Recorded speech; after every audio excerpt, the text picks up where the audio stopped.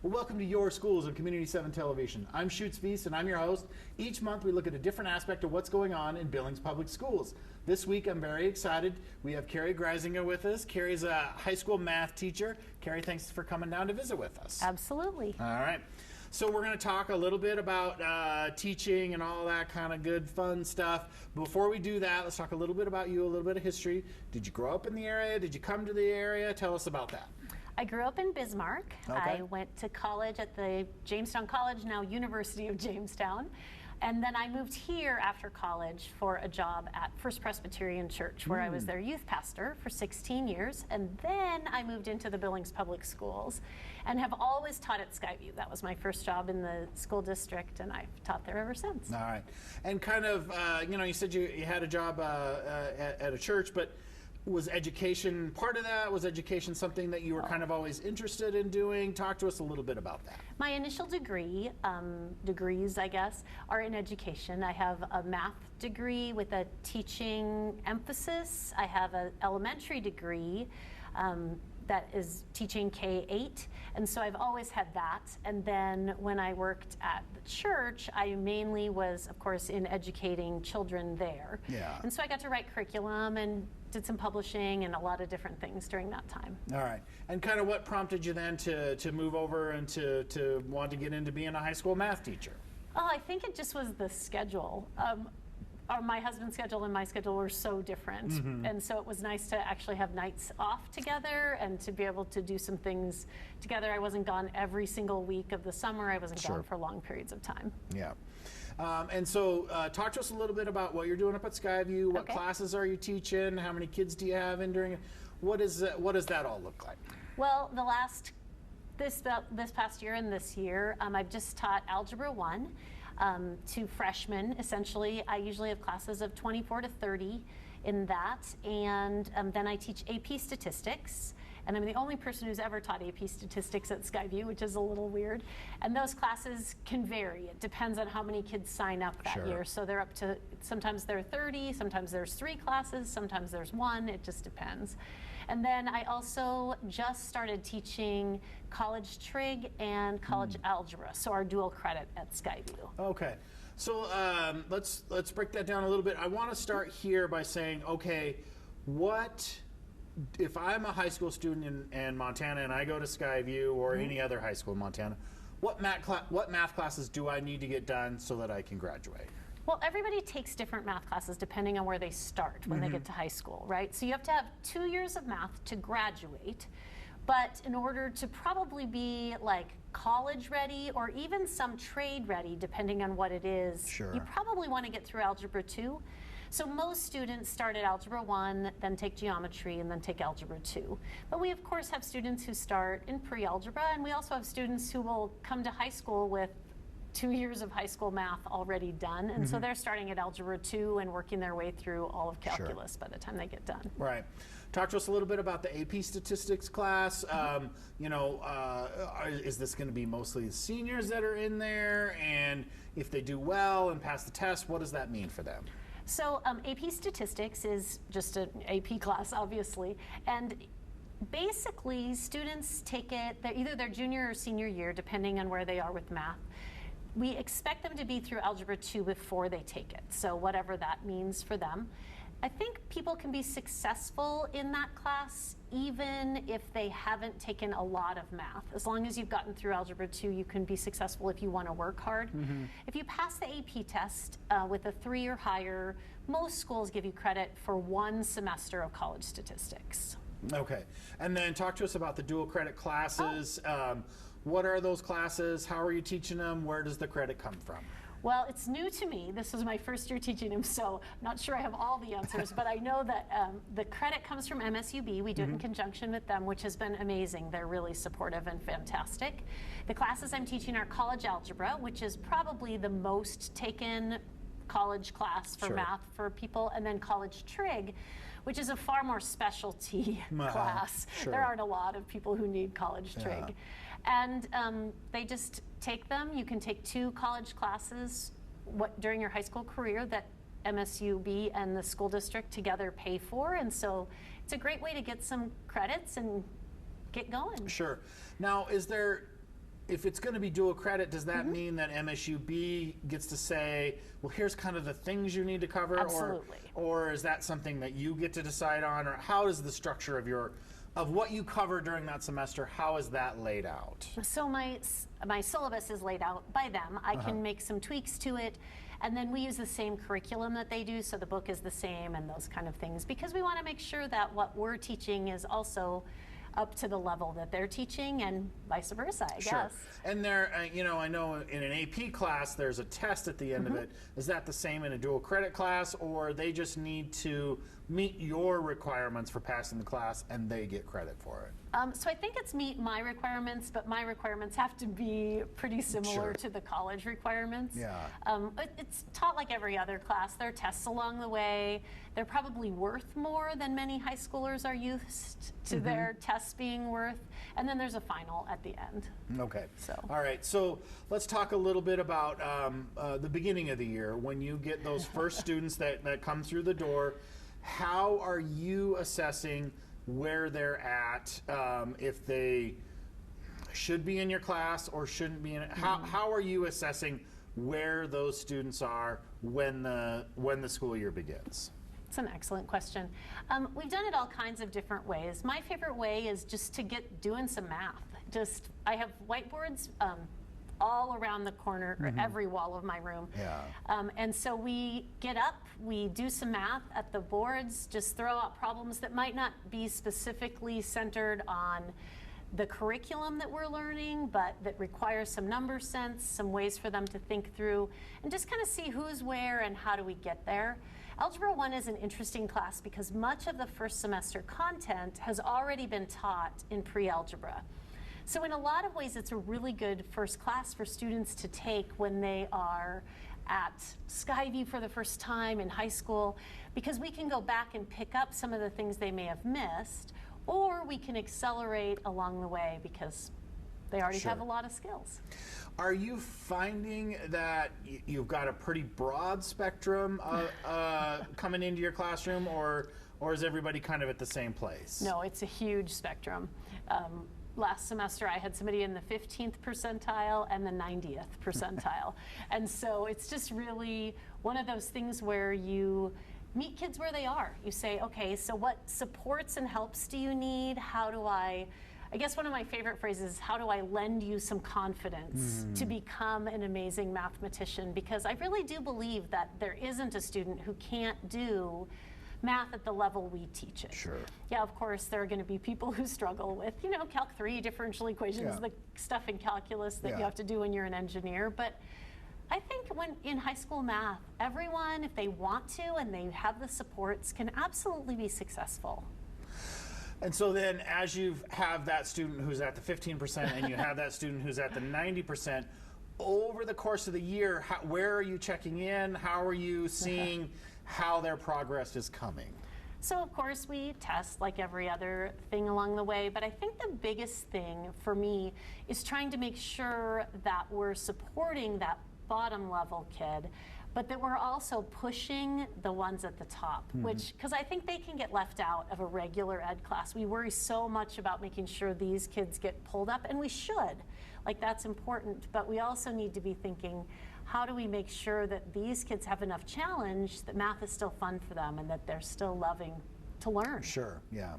And then are there certain targets that you're trying to hit over the course of the year, knowing, hey, you know, it's November, we've been up here for a while, we're trying to hit here, and it's springtime. What are some of those targets, and how are you trying to hit them? So math in the Billings Public Schools have critical concepts, right? And I think we have 8 of them in the first semester and 7 in the second semester. And so as we go along, we're very much checking those concepts all along the way.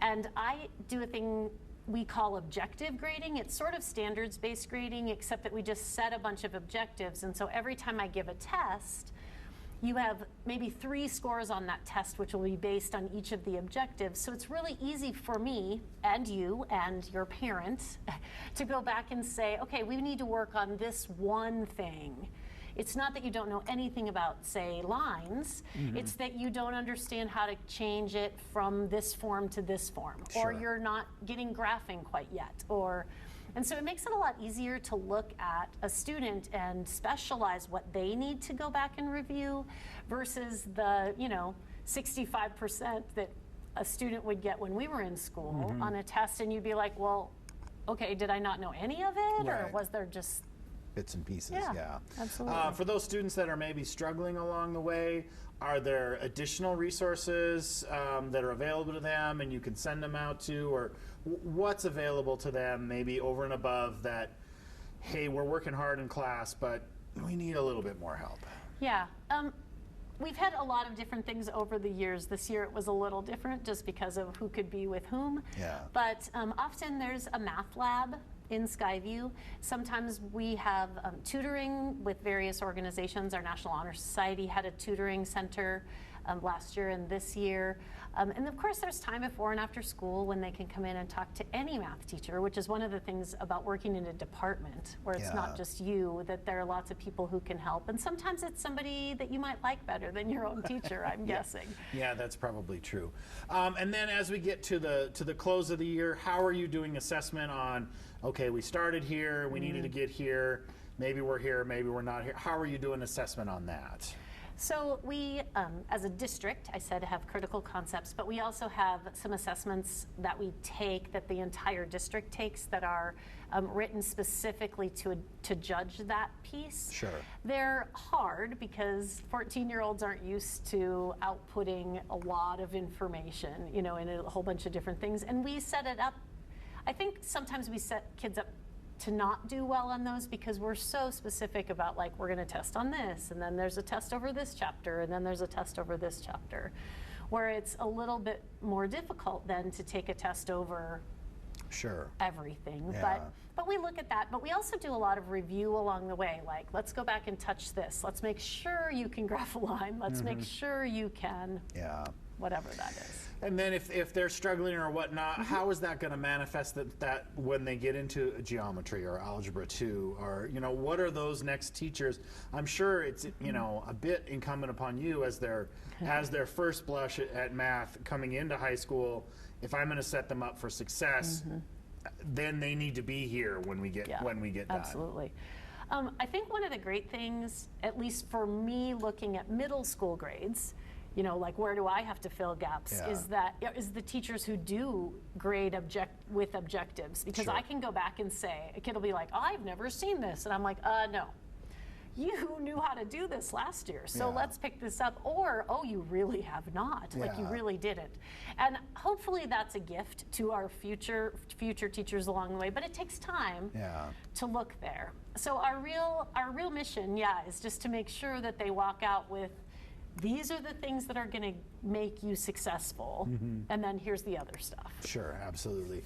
What kind of technologies are you using in your classroom?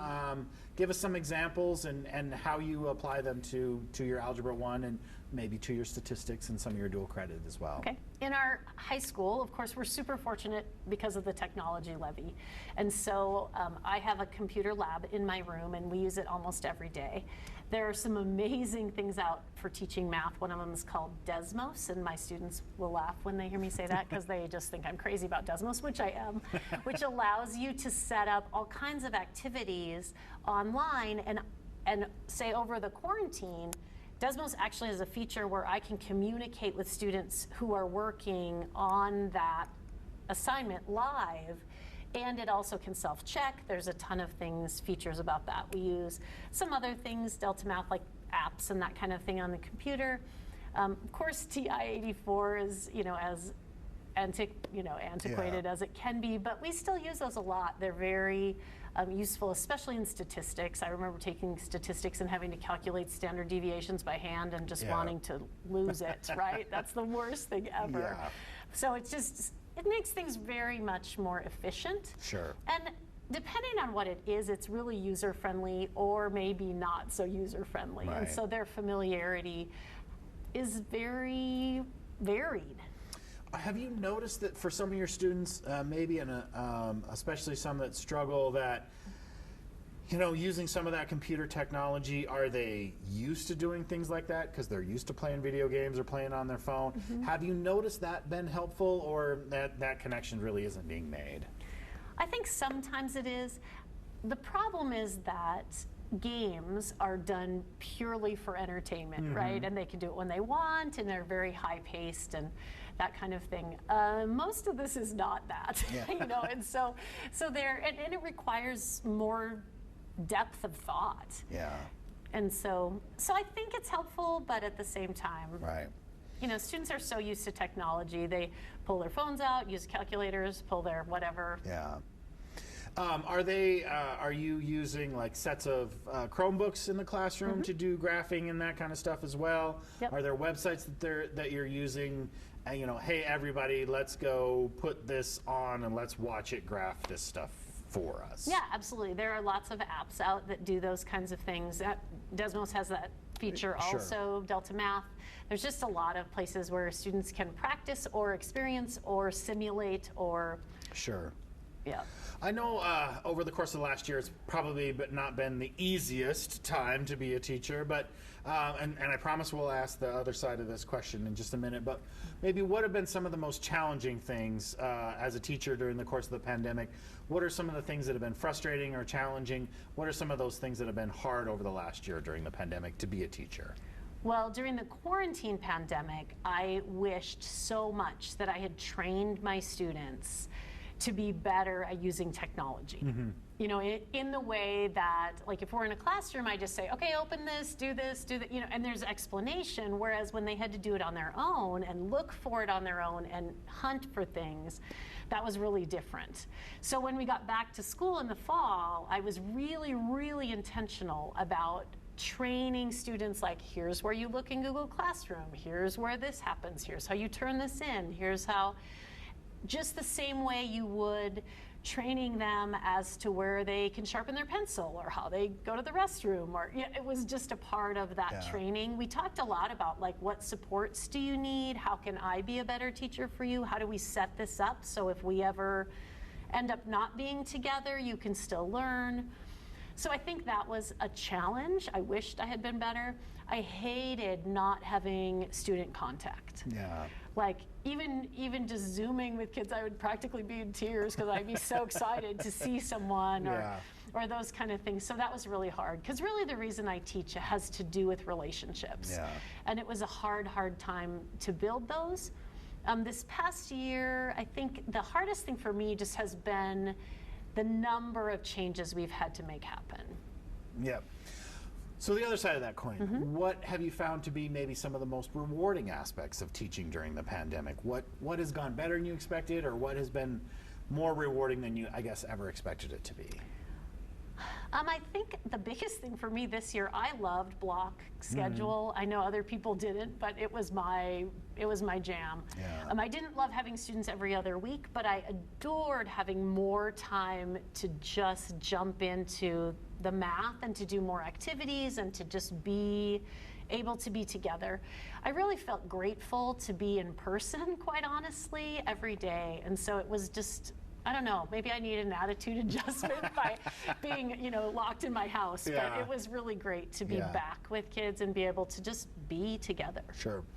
Are there any things that you have done or learned in your classroom that were kind of precipitated by COVID or that, and then you're like, that went better than I thought it would. I'm going to use that going forward, or some of those things along those lines, or anything that the pandemic changed that you're like, hey, I'm doing that going forward.